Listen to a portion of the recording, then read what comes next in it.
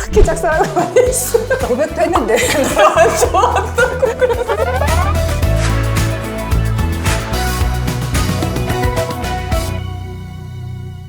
네, 안녕하세요. 왓챠와 백은하 배우연구소가 함께하는 배우연구소에 오신 것을 환영합니다. 오늘 저희 연구소를 찾아주신 손님은 바로 김선영 배우이십니다. 네, 반갑습니다.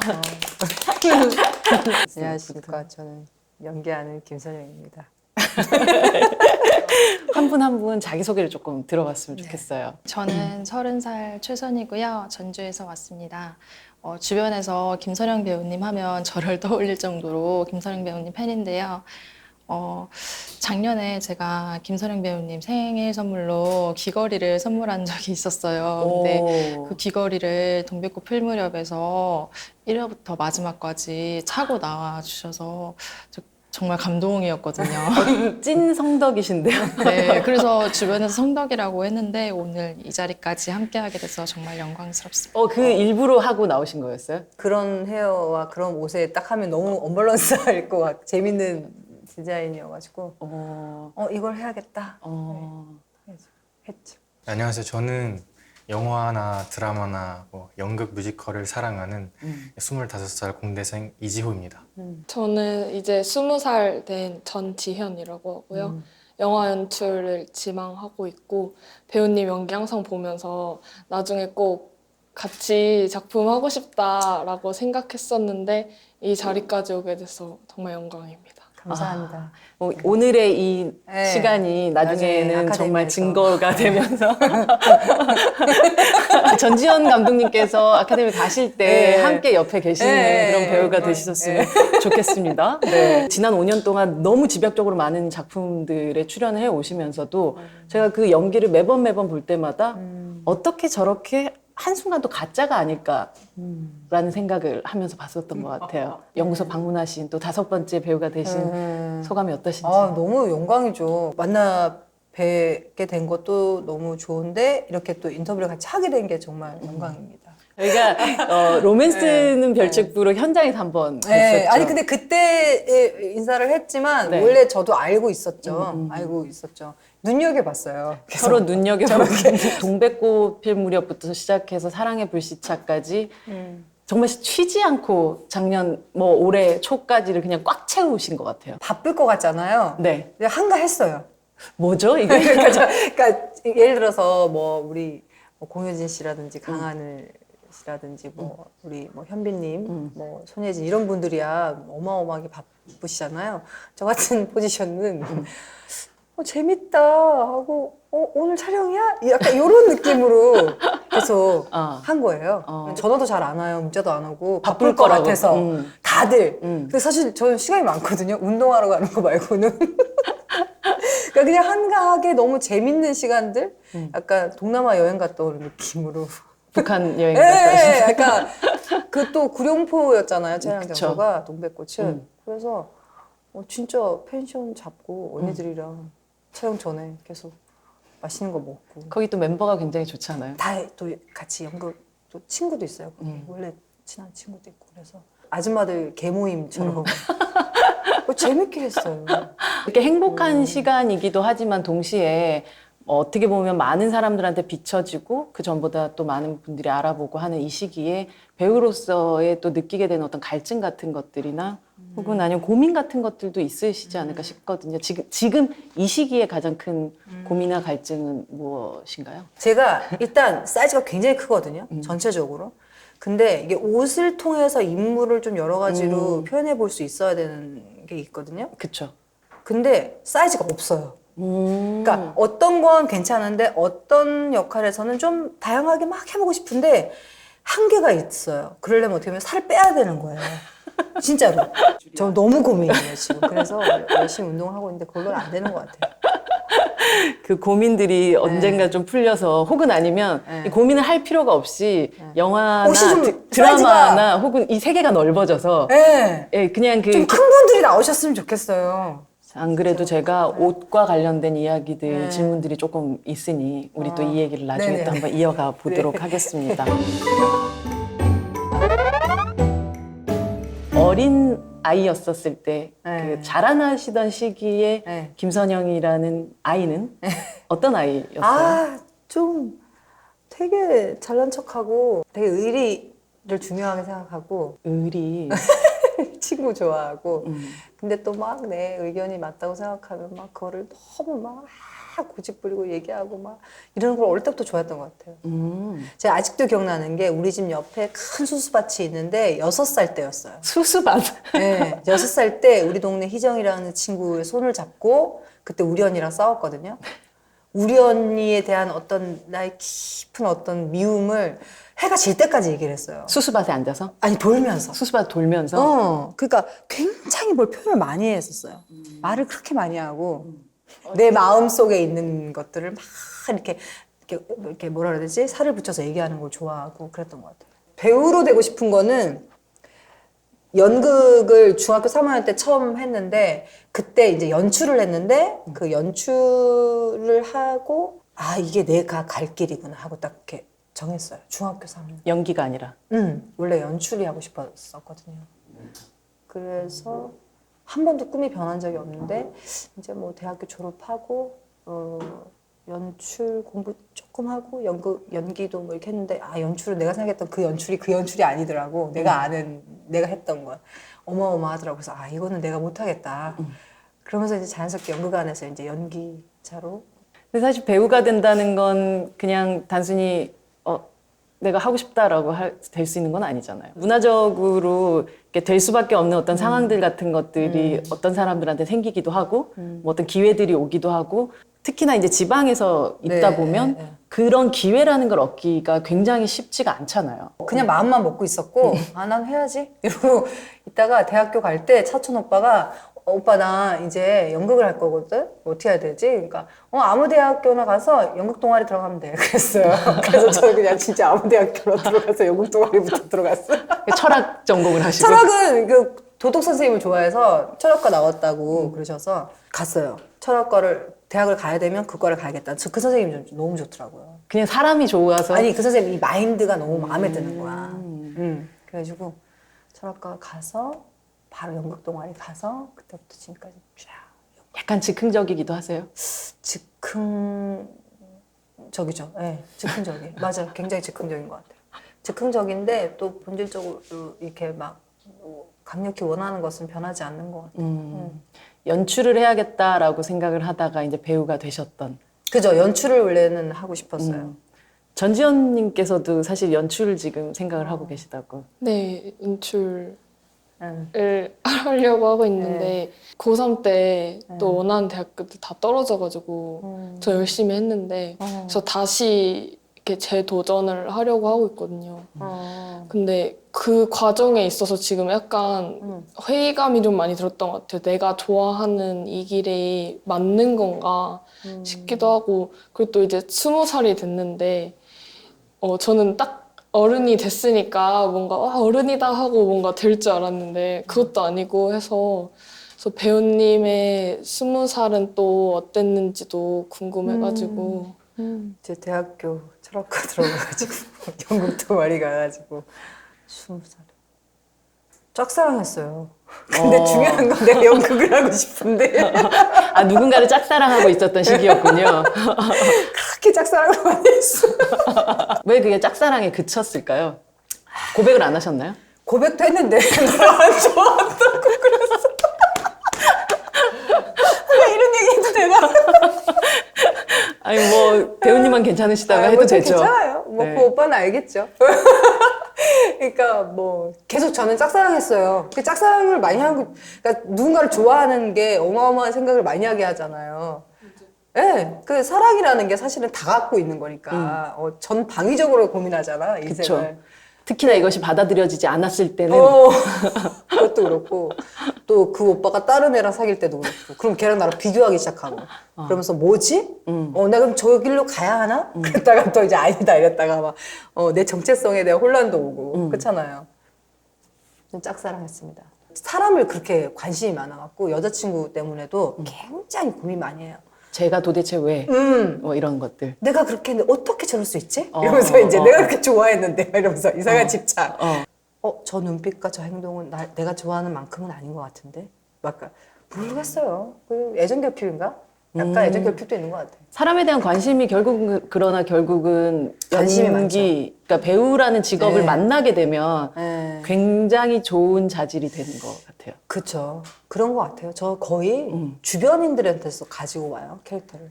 그랬던 것 같아요. 근데 그게 정확하게 이름과 얼굴도 기억을 못 하는데 그 느낌을 확 알아. 아, 이런 애 있어. 약간 이런 게 하도 사람을 좋아하니까 그렇게 사람들이랑만 시간을 보냈던 것 같아요. 어릴 적에 뭐 만약에 다시 태어난다면 무용가가 되고 싶다라는 얘기를 어디선가 하셨던 걸 무용 봤어요. 너무 좋아하니까. 그러니까 그런 표현하는 걸 너무 좋아하는 것 같아요. 몸으로? 그러니까 막 심장이 뛰어요. 그런 걸 보면. 그냥 단 하나만 봐도 어떻게 저렇게 표현할 수 있지? 저렇게? 그래서 나도 저런 표현을 한번 해보고 싶다. 그런 식으로 어린 시절 가장 강렬하게 자기에게 다가왔었던 뭐 공연이라든지 혹은 영화라든지 뭐 아니면 무대의 어떤 음악이라든지 있어요. 그게 어떤 것이었어요? 그게 제가 그 중학교 3학년 때 그 결심을 하고 그때는 EBS 예술극장이라는 있었죠. 게 있었어요. 네.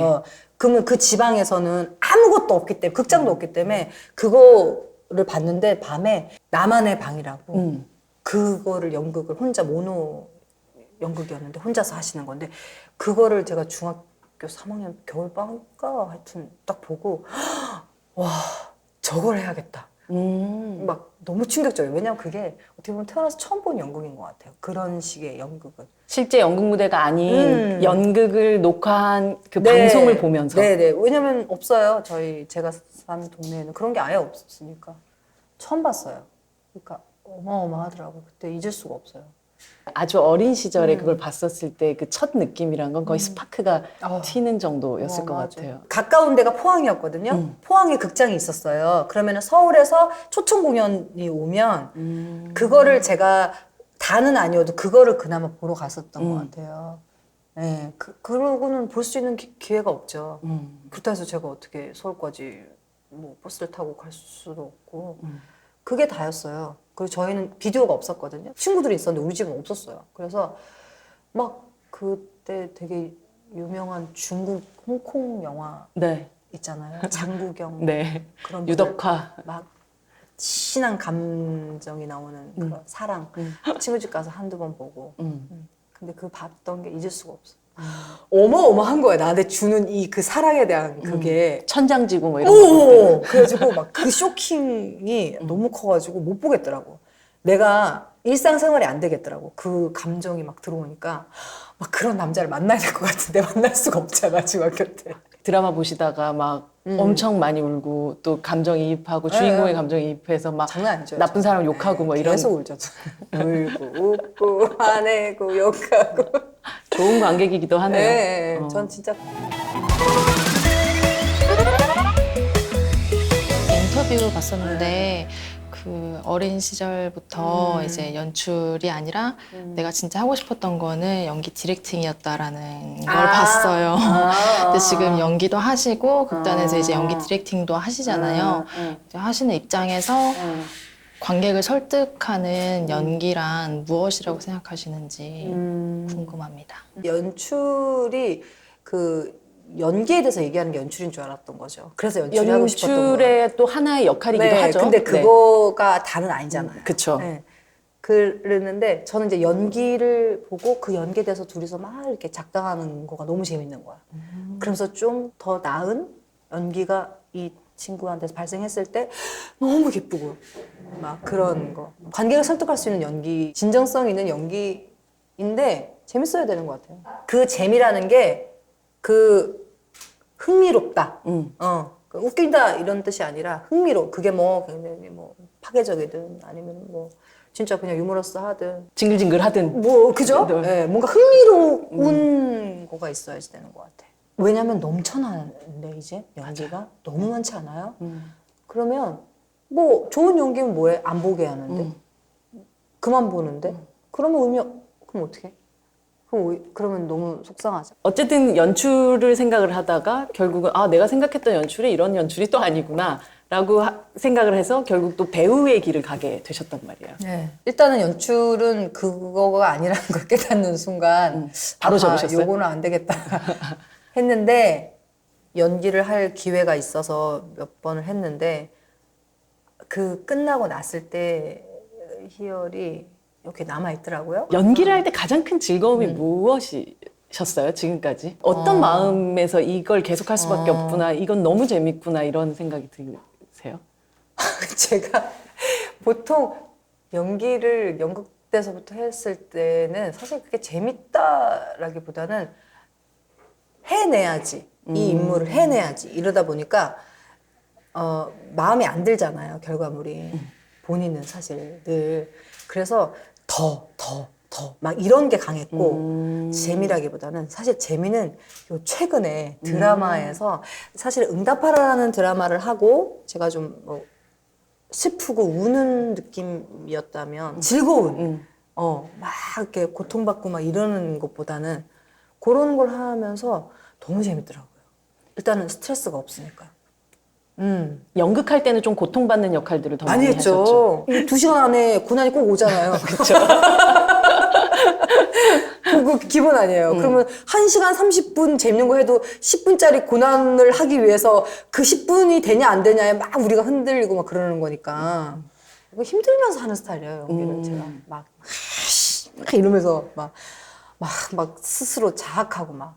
결과물만 보는 사람들은 사실은 그런 고통을 통해서 그게 나올 거라고 생각하게 되진 않는데 실제로 굉장히 괴롭히시는 스타일이시군요. 네, 좀 그런 스타일인 것 같아요. 네, 잠 안 자고 계속 이렇게 있어요. 그 주로 그렇게 이제 뭔가 부족해. 이걸 또 어떻게 이렇게 하다가 요 작년서부터 약간 굉장히 가볍고 막 이렇게 재밌고 그런 걸 하니까 너무 재밌더라고요. 진짜. 매체를 오간다는 거는 굉장히 요즘에는 자연스러운 일이긴 하지만 한때는 뭐 연극 배우들은 연극 배우, 네네. 영화만 하는 사람은 영화 배우 네. 뭐 이렇게 있었다가 실제 연극에서 영화 출연이라는 걸 하시게 됐던 게 잠복근무라는 네네네네. 작품이 처음이었죠. 네, 맞아요. 제가 뭐 영화나 드라마를 할 거라고 상상도 안 하고 있을 때였고, 그거를 제 공연을 보신 조 감독님이 감독님한테 말씀을 해주셔서 그냥 출연을 한 거거든요. 그러니까 자의에 의해서 오디션을 본 게 아니라 아니에요. 조연출님께서 네, 보시고 조 감독님이 조 제 감독이 연극을 보고 보고 픽업을 하신 거군요. 네. 어떻게 영화를 처음 출연했다는 사람이 저토록 편할 수 있죠? 그 등장부터가 이 교탁에 이렇게 그냥 이러고 있어요. 그렇죠. 네. 그리고 자세 자체도 너무너무 편한. 저는 근데 그때 연기했을 때 기억이 나요. 그래요. 어쨌든 이게 새로운 거기 때문에 기억이 나요. 되게 새로웠어요. 2011년, 12년 뭐 이렇게 위험한 상견례를 끝내고 나서 네. 끝냈다는 표현도 네. 좀 띄엄띄엄 그렇게 영화 네네. 출연들을 그것도 다 감독님이 제 공연 보고. 예. 그러면 그때 감독님들이 프로포즈가 있을 때만 네네네. 등장을 했던 거네요. 네네네. 근데 이게 사실 한 번 사람이란 게 요 정도의 내가 노력을 바쳐서 이 정도의 재화를 얻는 일이라면 이걸 조금 더 직업적으로 해보면 어떨까라는 욕심이라는 게 아니요, 전혀 없었어요. 내 일이 아니라고 생각했던 것 같아요. 아무나 하는 게 아니라고 생각했던 것 같아요. 그거는 그 분야대로 엄청난 노력과 시간과 연구가 있어야 되는 거고 나는 이거를 했던 거니까 그렇게 쉽게 이게 되나? 뭐 이러는데 우리 언젠가부터 굉장히 이제는 정말 자유롭게 그렇게 오가는 2015년 이 응답하라 1988이 선우 엄마라는 이 캐릭터가 김선영 배우에게는 뭐 하나의 작품으로 그렇고 시기적으로 굉장히 커리어에서 다른 길을 열어주게 됐었죠. 그 많이 알려졌으니까. 네. 이 기회는 또 어떻게 오게 됐던 건가요? 그것도 우리 감독님이 저 뭘 봤대요. 신원일 PD님께서. 네. 저 아줌마는 저 동네 사는 아줌마? 약간 이랬대. 배우 아니지? 약간 이랬대요. 그러면서 이제 한번 만나보자. 그래서 몇 번 만나 뵙고 하게 됐죠. 파급력이라는 거는 출연을 결정했을 때는 감히 상상도 못할 파급력 아니었었나요? 네, 그렇게 유명한 거라고 듣긴 들었어요, 근데. 우리 회사에서 무조건 하셔야 됩니다. 무조건. 그러면서 제가 이제 그때까지는 잘 몰랐었으니까 그 응답하라 시리즈를. 그러면서 이제 봤는데 그것 때문에 제가 많이 알려졌잖아요. 그거 덕분에 알려졌죠. 감사하죠. 예전에 문소리 배우를 부산국제영화제에서 네. 심사를 하신 이후에 뵌 적이 있었는데 소통과 거짓말에 나오는 김선영이라는 배우가 있는데 미친 것 같아. 와. 정말 언니 사랑해요. 진짜 격찬을 하셨던 기억. 그러니까 네. 이게 주인공이 아닌데 그 처음에 딱 나와서 막 그 장면들을 그냥 혼자서 다 잡아먹어 막 이런 얘기를 하시는 거예요. 그래서 저도 그게 너무 궁금해서 찾아봤었던 그 영화가 바로 소통과 거짓말. 그거를 안 듣고 봤으면 좋았을 텐데 그거 너무 기대가 컸네. 아이. 그런 인연들이 거기서 끝나지가 않고 또 배심원들에서 또 이어지기도 했었죠. 네. 그렇죠. 이런 그 문소리 씨 같은 이런 동료들을 만난다는 건 또 어떤 의미인지가 궁금하더라고요. 깊이 사람을 만나기에는 일의 특성상 좋았다가 친해질만 하면 헤어지는 거잖아요. 단기 연애 같은 느낌이 좀 있죠. 네, 단기 연애잖아요. 정말 단기 연애예요. 깊게 빠지잖아요. 대신 만나는 순간에는. 그렇죠. 전 그리고 또 그렇게 여배우들을 좋아해요.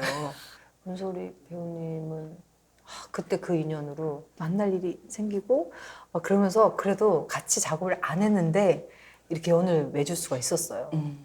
그러면서 이렇게 차근차근 마음도 이렇게 내놓고 생각 고민들도 하고 이 일을 하면서 만난 분 중에는 그래도 참 오랜 기간인 것 같아요. 이렇게 주고 받을 수 있는 게 저한테는 이 일을 하는데 정말 선배님 깊은 어떤 고민들이나 그런 것들을 이렇게 나눌 수 있고 사실 쉽지 않거든요. 저는 이제 이거 한 지가 사실 방송을 막 시작한 지가 영화도 그렇고 막 일을 많이 한 게 6년밖에 안 됐더라고요. 그쵸, 네.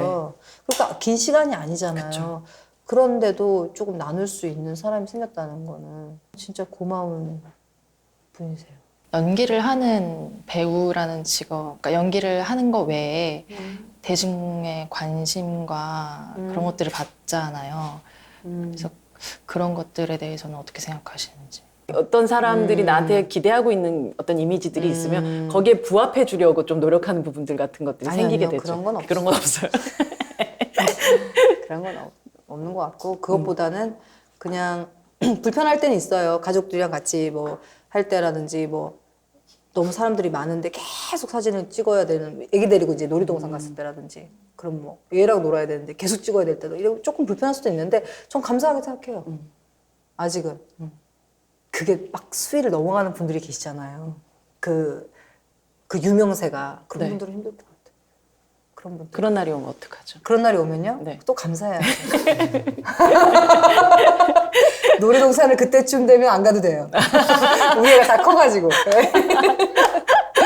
아, 되게 현명하시네요. 네. 배우님이 지금까지 하신 작품들이 거의 다 조연이나 네네. 단역들이 좀 많은데 배우님한테 그 조연과 단역이라는 그 역할이 어떤 의미인지 그러니까 조연 단역이라는 것 자체에 대해서 어떤 사람들은 뭐 그러니까 말하자면 주인공으로 가기 전 단계에 어떤 스텝으로 생각을 하는 경우들도 있고 그렇게 생각하지 않습니다.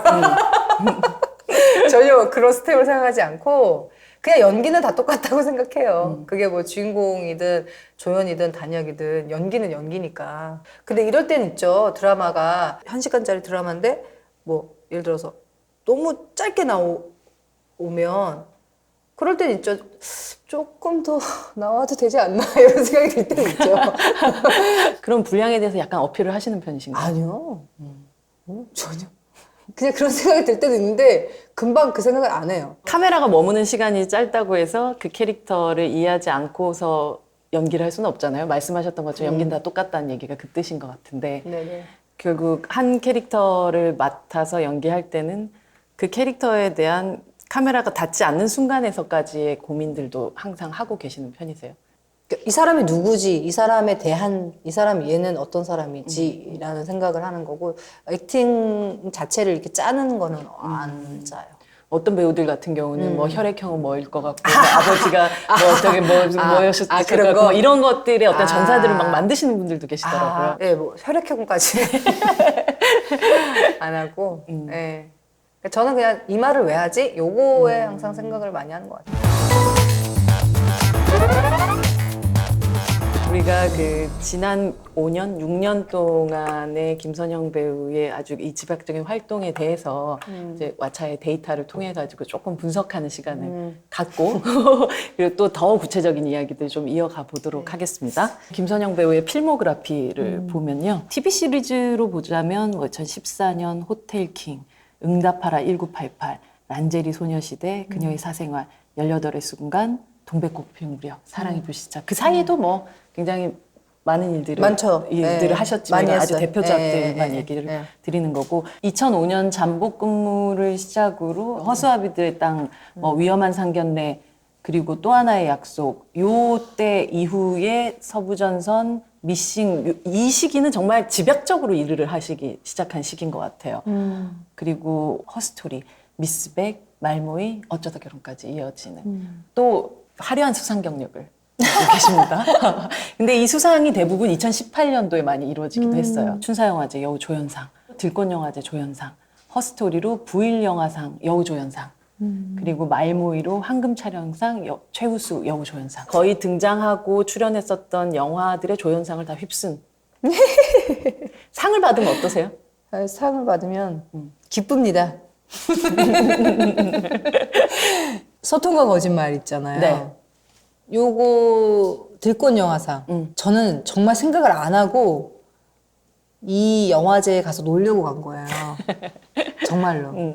근데 받아서 제가 진짜 좋았어요. 그래가지고 그 영상이 있어요. 정말 웃겼어요. 이러면서 혼자 나 진짜 놀라고 왔거든. 누군가가 자신이 했던 일에 칭찬해주고 네. 그것의 성취를 이뤘을 때 굉장히 민망한 해하는 분들이 계시고 그냥 그걸 또 즐기는 사람들이 네네네. 있잖아요. 네네. 어느 쪽이 더 가까우세요? 전 즐기죠. 파티다 오늘. 네, 전 너무 좋아하죠. 막, 이러면서. 그렇다면 더욱더 많은 상이 오기를 바라는 예, 마음으로 예, 정말 더 많이 받고 싶습니다.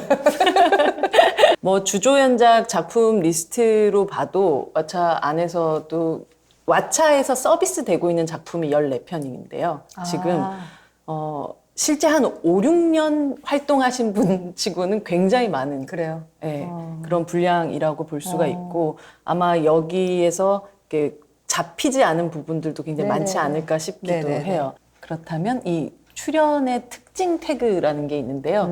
실화 기반으로 한 작품들이 4편이나 됐고요. 또 보면 투쟁, 저항 그래요? 이런 키워드가 있어요. 그래요? 예. 저항 정신이라는 게 본인한테 좀 있는 편이세요? 어마어마하죠. 저는 어마어마해요. 지금 많이 사회화되신 거군요. 덜 빨리 큰 거지. 저는 되게 나이 들 때까지 왜 젊을 때 그러다가 좀 들면 없어지잖아요. 근데 저 그거 되게 오래 갔어요. 지금도 좀 많이 있고. 키워드들이 사실은 진짜 맞다는 생각이 드는 게 치열한 투쟁, 뭐 이런 게다가 결국 이어지는 위로 뭐 이런 것들이 지금까지 김선영 배우가 살아왔던 그러니까 인간 김선영의 삶의 태도도 고스란히 있는 것 같고 어마어마한데? 그러게요. 이 빅데이터에 의해 또 어마어마한데? 대단함 아니겠습니까? 그런 것들이 다 여기 들어가 있는 것 같다는 생각이 어마어마한데? 드네요.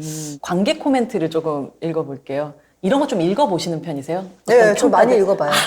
네. 악플도 악플이 있으세요? 읽다 보면 있죠. 어떤 악플이 있어요? 제가 근데 언젠가부터 악플이 사라졌어요. 제가 응답받을 때 그렇게 악플이 많았는데. 동백꽃서부터, 그 전서부터 뭔가 제가 웃긴 거 약간 하면서부터 악플이라기보다는 아유, 너 좀 막 이런 거가 없어졌어요. 그러니까 그전에는 막 화도 내고 울고 막 이러니까 보기 싫어 막 이러면서 막 그러는 것들이 있었거든요. 근데 오늘부터 그냥 잠깐 나오고 일단 그리고 이렇게 재밌게 하니까 딱히 욕은 안 하시더라고요. 좋은 것 같아요. 허스토리 같은 경우는 단연 최고의 연기는 김선영 배우님. 앞으로 충무로의 요정을 꼬부라고 한다면 주저없이 가장 먼저 김선영 배우님의 이름을 부르겠다. 아유. 충무로의 요정. 요정. 요정 어떠세요? 요정 좋습니다. 네. 동백꽃 필 무렵. 오정세 씨와 김선영 씨를 가장 이렇게 중심으로 놓고 연기 참 맛깔난다라는 김선영 배우님 연기 진짜 오진다라는 아주 찐 표현이 나왔습니다. 응답하라 1988에 대한 뭐 얘기는 너무 많은 분들한테 또 들으셨겠지만 많이 웃기도 했지만 많이 울기도 했었죠. 선우 엄마 연기는 정말 감정이입을 했다는 거에 정말 굿굿굿. 이라는 표현들을 사실 그 앞서도 제가 그 짧은 시간이라면 짧은 시간 동안 이토록 많은 사람들에게 이토록 다양한 방식의 느낌, 감정, 기억들을 남겨줬다는 게 대단하다는 생각을 해요. 네, 그걸 좀 느끼시지 않으세요? 이런 거 읽다 보면? 네, 감사합니다. 네.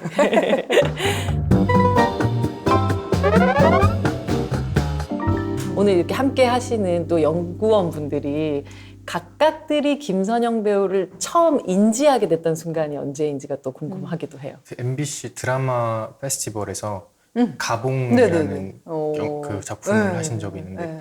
아마 제 기억상 재단사 네, 의 네, 네, 역할을 네. 하셨는데 네. 그게 이제 필모상으로는 첫 번째 봤던 작품이었고 오. 시기상으로는 1988. 네, 제가 드라마 두 번째 작품일 거예요. 호텔킹이라는 드라마에서 B 감독님, 장준호 감독님이 드라마 페스티벌 MBC 단막극을 입봉을 하실 때 그 호텔킹에서 저를 보시고 얘기를 주셔서 하게 됐어요. 감독님이랑 전 지금도 친해요. 몇 안 되는 감독님 중에. 그리고 연기를 하잖아요. 그러면 감독님을 되게 좋아하게 돼요. 왜냐면 엄마 같은 존재. 오히려. 네. 뭐 나보다 나이가 뭐 얼마나 어리든 뭐 이런 건 필요 없고 그냥 딱 그 분만 보게 되더라고요. 저는. 그래서 그분의 얘기 듣고 나를 가장 계속 보고 있는 사람이 이 사람밖에 없으니까. 저는 사실 허스토리로 늦게 뵀어요. 제가 막 영화나 드라마 잘 안 봐가지고 네, 허스토리를 봤는데 처음엔 이제 김희애 배우님이 나오신다 그래서 봤다가 한 3번쯤 봤을 때 심사장님만 보이는 거예요. 근데 사실 허스토리가 2시간 정도 되는데 심사장의 역할은 10분도 안 되거든요. 근데 그 씬들을 보기 위해서 제가 영화관을 계속 더 많이 갔던 네. 입덕의 영화가 네, 바로 허스토리. 네. 저도 응답하라가 일단 처음 뵌 건 그 작품이었고 좀 강하게 인상받았던 작품이 그 그녀의 사생활이라는 드라마에서 그 미술관 관장 엄소혜 역할로 나오잖아요. 그때 그 지금까지 해오셨던 작품의 다른 이미지였던 것 같아요. 다른 캐릭터였는데 갑자기 하의를 벗어 던지시고 오셔서 뺨을 딱 때리시는데 저도 기존에 제가 갖고 있었던 배우님의 그 이미지를 갖고 있었는데 거기서 제가 뺨을 한 대 맞은 것 같은 그런 느낌이었거든요. 그래서 그때 좀 강렬한 인상을 받았던 것 같아요. 어떻게 보면 비슷한 통로인 것 같지만 또 되게 각각 다른 통로들을 통해서 김선영 배우를 만나게 됐었네요. 제가 이번에 인터뷰를 준비하면서 김선영 배우의 이 필모들을 쫙 또 영화들을 이렇게 다 보면서 약간의 좀 분석들을 좀 해봤어요. 김선영 배우가 연기했던 어떤 캐릭터들의 행동 패턴이라고 네, 볼 수가 있는데 실질적으로 일단 머리끄댕이를 잡고 시작하는 경우가 되게 많더라고요. 2006년도에 아이스케키라는 작품이 있었죠. 네네네네네. 이 작품에서는 신혜라 씨 이렇게 네. 머리를 이렇게 꼬면서 한쪽으로는 네. 신혜라 씨 머리채를 잡고 싸우는 네. 국제시장에서는 맞아. 깡통시장에서 그 김윤진 씨 옆가게 꽃분이네 네, 네. 옆가게 주인으로 등장해서 웃음을 팔아서 장사를 한다며 어머 연기 잘하시네요. 이제 또 부산 국제시장 출신이라서 제가 많이 봤었던 분들을 보는 듯한 네네네네. 느낌이 있었고 거기서 머리 끄댕이 잡고 시작을 하기도 하는데 사실 보면 그 아주 본능적이고 동물적인 방식으로 훅 다가오는 경우들이 굉장히 많이 있었던 것 같아요. 보면 뭐 아까 말씀드렸던 그 첫 등장의 잠복근무 같은 경우에도 그 교탁에 앉아가지고 있는 이렇게 그 교탁 기대 가지고 있는 그런 폼 같은 것들부터가 보통의 우리가 그냥 선생님 캐릭터 했었을 때 잘 안 나오는 캐릭터였어요. 하지만 우리는 교실에서 굉장히 많이 봤었던 선생님이긴 했던 것 같거든요. 네. 그리고 허스토리에서도 그 다리를 이렇게 긁고 트름을 굉장히 많이 해요. 그래요? 네. 아, 나 기억이 안 나지 왜 그거만? 네, 근데 굉장히 정말 보면 이렇게 본능적으로 왜 우리가 사실은 일상생활에서 많이 봤던 사람들의 동물적인 행동들 같은 것들을 뭐 사실 내 똥 긁고 내 오줌 퍽퍽다 뭐 이런 대사부터가 이미 너무 이 사람을 좀 보여주는 그런 캐릭터기도 했었고 이게 당신의 부탁에서도 보면 마음은 이렇지만 몸은 다르게 행동하는 식으로 연기하는 게 아니라 마음이 이러면 나의 행동은 그 마음대로 가는 스타일. 네, 맞아요. 네. 그 트럼도 났을 거야, 아마. 그때. 그냥. 그래서 그냥 했을 거예요. 아마. 그러니까 이런 것들을 설정을 하고 가시는 게 아닌 네, 건 저 거죠. 설정은 거의 안 해요. 근데 슛 들어가기 전까지는 생각 별로 안 하고 계시는 편이세요? 네, 그 순간에 그냥 뱉어보는 것도 안 하거든요, 저는. 아, 그래요? 네. 그러니까 대본에서 그 대사를 말로 연습하지 않으신다는 건가요? 네. 근데 이제 그런 건 해야죠. 북한말. 아, 그런 거네. 네, 그거는 엄연히 북한말이니까. 네, 그거는 연습을 해야 되는 게 있는데. 네. 도움이 되더라고요. 저는 요걸 해보니까. 왜냐면 연극처럼 했었어요, 처음에는. 연극은 어마어마하게 연습하니까. 그쵸. 안 나오더라. 제일 처음에 드라마 할 때. 호텔 킹, 그 다음에 빛나거나 미치거나. 그 다음에 응답하라도 그랬던 것 같고. 그때만 해도 내가 원래 연극할 때에 막 이렇게 하는 거를 못하고 하니까 이걸 어떻게 해도 되나? 막 이런, 그래서 연습도 해보고 했는데 안 좋은 게 좀 있더라고요. 내가 생각했던 호흡대로 상대방이 쳐주지도 않을 뿐더러 이 공간도 그런 공간의 느낌도 아니고 그 현장에 딱 갔을 때는 가봐야 아는 거니까. 네. 그래서 왜 이 말을 하는지 뭐 그 씬에 대한 이해를 충분히 갖고 거기서 좀 이렇게 유연하게 움직이는 게 더 좋은 것 같더라고요. 그냥 최대한 그냥 그 공간에 있으려고 해요. 그 공간에 그대로 있으려고 하려고 하는데 그게 또 잘 그렇게 있을 때도 있고 어떨 때는 지금 너무 내가 뭔가 힘이 들어가 있고 좀 이건 계산적이다 막 이런 생각이 들 때도 있는데 오케이가 나면 헷갈려 항상. 왜 오케이지? 나 이거 약간 뻥인 것 같은데. 그럴 때 다시 한번 가겠습니다 하는 스타일이세요? 스타일이에요. 한 번 더 가겠다고 하는 스타일인데 그러지 못하는 상황들이 있잖아요. 그렇죠. 그러면 그냥 넘어가야 되는데 그러면 완성된 영화나 드라마를 보고 저 때 내가 한 번 더 가자고 했어야 되는데 계속 후회하시는 스타일이세요? 아니면 그거 있죠. 드라마에서 특히 있죠. 드라마는 좀 호흡이 빠르다 보니까 네, 그런 생각 들 때가 많죠. 모니터 하면 모니터를 정말 많이 하거든요. 저는 그래요? 어마어마하게. 모니터를 안 하시는 분들도 계시거든요. 자기 찍은 영화, 드라마 같은 걸 한번 찍은 계시더라고요. 거니까 네. 안 보는 분들도 계신가 하면 많이 계시더라고요. 보시면서 복귀하면서 또 네, 저는 약간 고쳐 진짜 나가시는 많이 해요. 스타일? 네. 그리고 저는 새 작품 들어가면 그 작품 인물이 이제 막 새로 이렇게 할 때 그 전에 저 했던 연기 있죠. 엄청 찾아봐요. 내가 어떻게 했더라? 없더라고. 그래서 좀 또 다른 거 보고 싶은데 계속 보니까 엄청 많이 봐요. 전 제 연기를 제가 제일 많이 봤을걸요. 여기 중에서.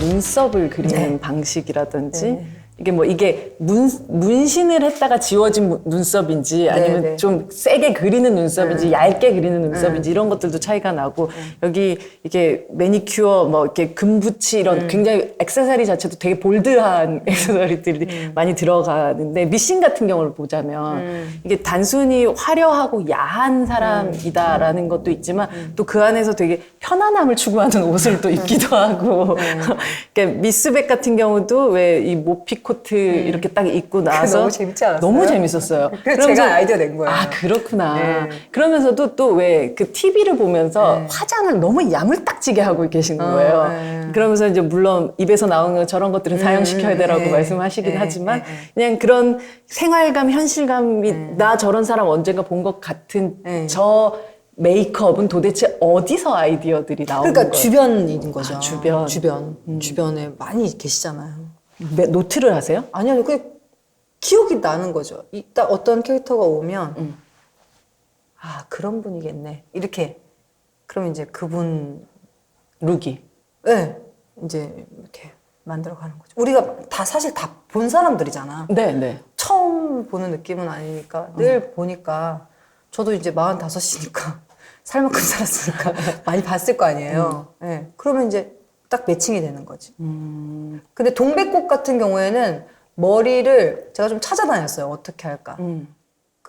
근데 그거는 마트에서 그분은 이 방송을 보실지 모르겠는데 그분은 그 동백꽃 하기 전이었으니까 제가 그 왕십리 쪽에 있는 어떤 마트에서 딱 발견했어요. 아, 저거다. 계산하시는 분이었거든요. 그래서 제가 그 앞에 계속 갔는데 저를 아시니까 사람들이 막 숭숭거려. 근데 내가 막 자기 다가갔어. 저 죄송한데 머리를 한 번만 사진 찍으면 안 될까요? 아, 진짜요? 왜냐면 이제 현장에다 그 보내주려고 요들해달라고. 아. 네. 그래서 사진을 찍었죠. 왜냐면 뭔가 있을 것 같은데 그거를 내가 말로 설명하기에는 그렇죠. 전문가가 아니다 보니까 그래서 그냥 딱 찍어갖고 요렇게 하고 싶다고. 내가 세팅했지만 이 세팅은 참 좋다라고 생각되는 캐릭터 있으세요? 저는 미스백에서 그 내복 입고 네. 밍크코트도 걸쳤는 게 네. 그때 제 나름대로 이때 뭔가 얘가 막 데리고 왔을 때 얘한테 안정감을 줘야 돼. 안정감. 뭔가 이 엄마는 이 언니 이 고모는 다 해줄 것 같아. 그럼 밍크를 걸치자. 내가 부의 상징이다. 하지만 아침이고 자다 일어났으니까 완전 노메이크업에 머리 이렇게 했는데 내복만 입었는데 밍크를 걸치자. 그럼 얼마나 푸근하겠냐 보는 사람이. 아, 저 사람 돈 있구나. 얘를 보호해줄 수 있겠구나. 약간 막 그런 거 뭔가 그러네요. 재밌기도 하고 너무 재밌잖아요. 내복에 그 밍크 코트를 입고 있지. 막 미신 같은 경우도 저렇게 가슴이 패인 네. 의상을 계속 입고 있다가 그것도 제가 이거를 야한 게 아니라 설득력이 없는 그거예요. 그러니까 왜 저러지? 약간 그러니까 아니 왜 저렇게까지 드러내고 있는 거야? 드러내는 게 아니라 작은 거야. 이분한테는 작은데 이분은 그걸 입으셔야 되는 거고 본인은 작다 생각하지 않는 거고 판단 기준이 우리랑 좀 다른 분들이 계시거든요. 굉장히 설득력 없는 야함들이 있어요. 그거를 해주세요. 그래서 아니요 그래서 더 해주세요. 이렇게. 설득력 없는 야함. 아, 그게 핵심이었군요. 네. 그리고 또 왜 형사가 들이닥쳤을 때는 혼자 계속 그걸 또 이렇게 혼자서 막 뭐 이렇게 누구도 얘기한 적 없는데 그렇게 가리세요, 막 가슴을. 본능적으로 예의 발라 보이려고. 예의 바르게 잘 보였으니까. 어둠의 쪽에 있지 않다는 걸 보여주는 그런 단정함. 편하게 살지 않는다. 아, 너무너무 재밌네요. 그래서 정말 김선영 배우가 다음 영화나 다음 드라마에서 또 어떤 룩으로 등장해서 보여줄까가 정말 또 기대되기도 해요. 기대하지 마세요. 부담돼요.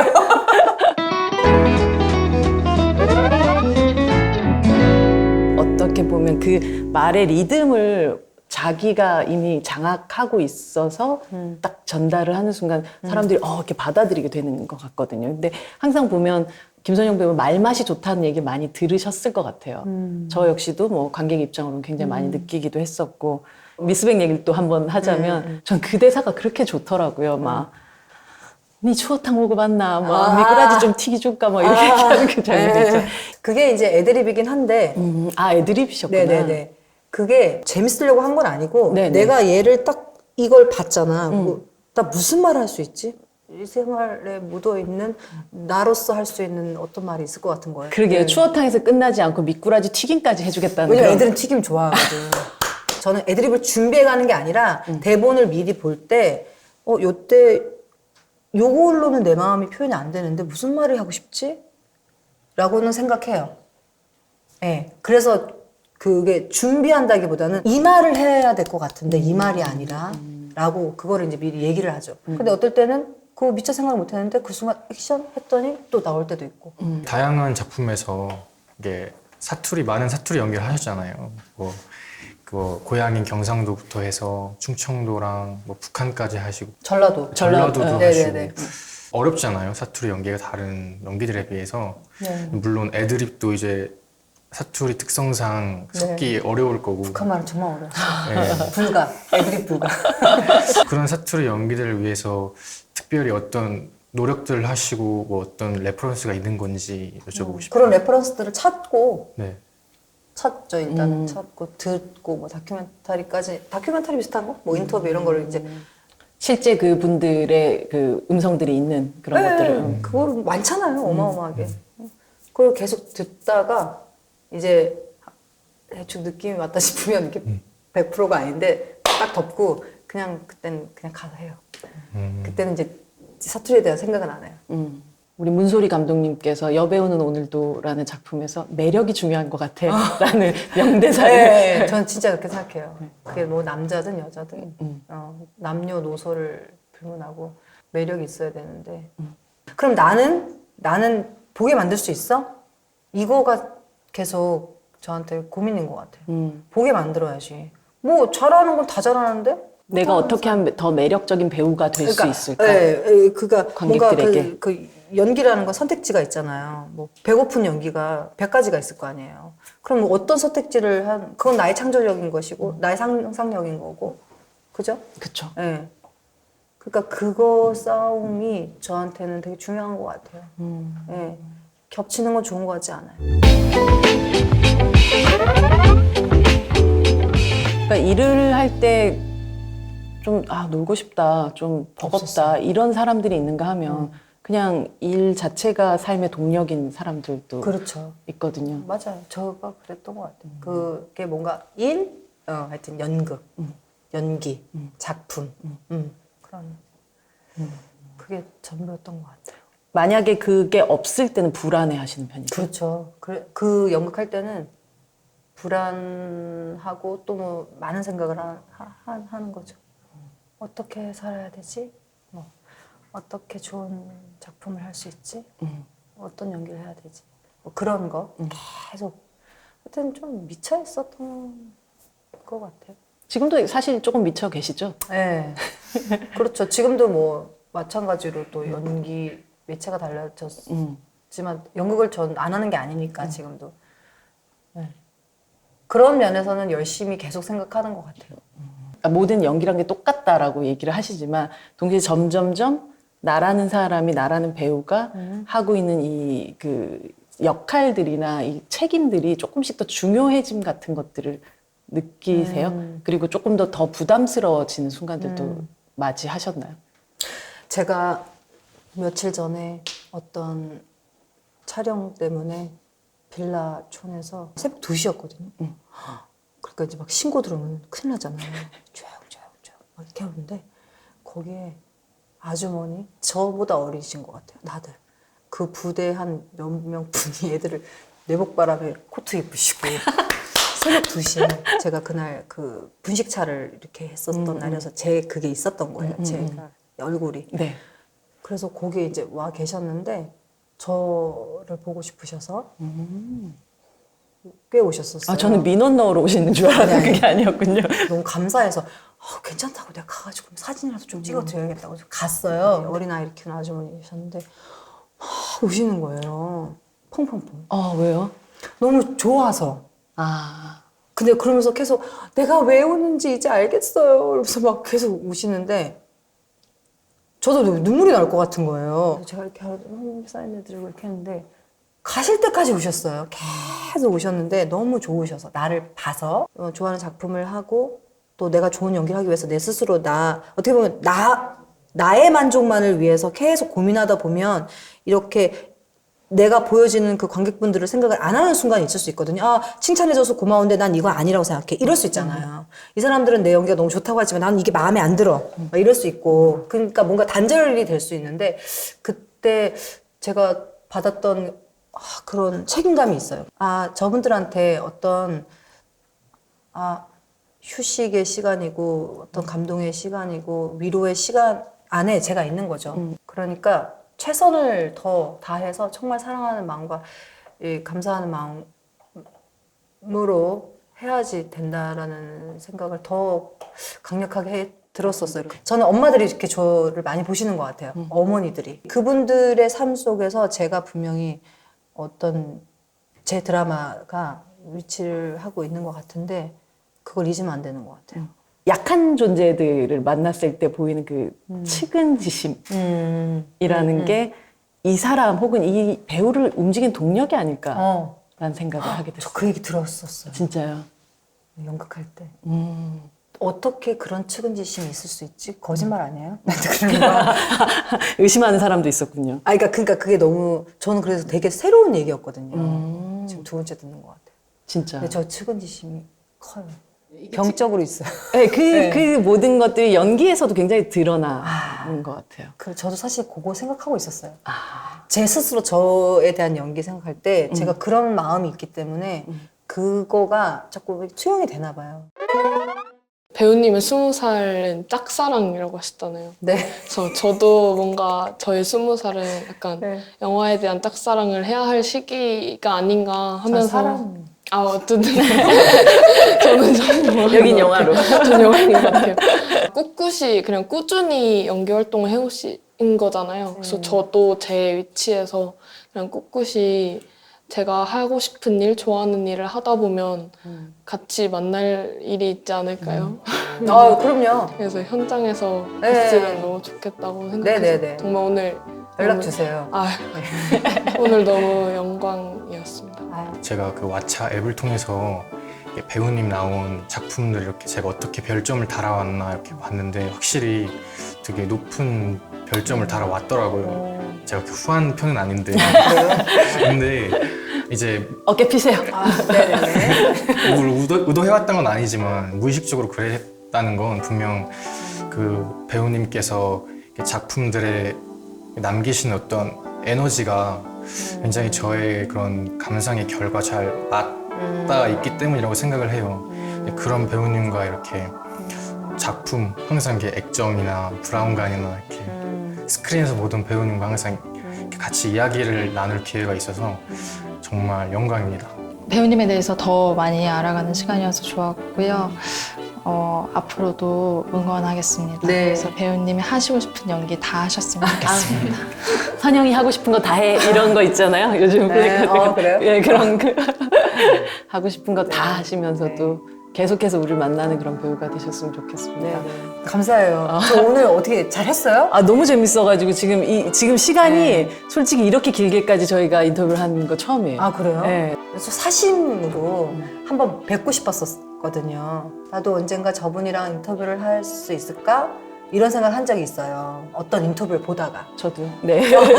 초대해 주셔서 감사해요. 진심으로. 김선영 배우 생각하면 이제 동시대에 우리가 살아가는 사람들로 봤었을 때 막 위약을 막 떤다거나 또 그렇다고 너무 위선으로 미화하지 않는 그 속 시원함, 현실감 같은 것들을 보여주면서도 그래도 인간이라면 거기까지는 가지 말아야 돼 하는 것들. 그러니까 어떤 그 경계와 도리를 넘지 않는 사람이라는 그 안도감 같은 걸 주는 때가 있거든요. 그런 어떤 선을 넘지 않는 그러면서 또 언제라도 선을 넘을 수 있을 것 같은 위협 같은 걸 저희한테 계속 주는 그런 배우로 계속 해주셨으면 좋겠고 저도 계속 지켜보도록 하겠습니다. 오늘 함께 해주셔서 너무 감사드려요. 저도 감사드려요. 네, 네. 감사합니다. 네, 저희 박수 치면서 마무리 짓도록 하겠습니다. 감사합니다. 감사합니다. 네.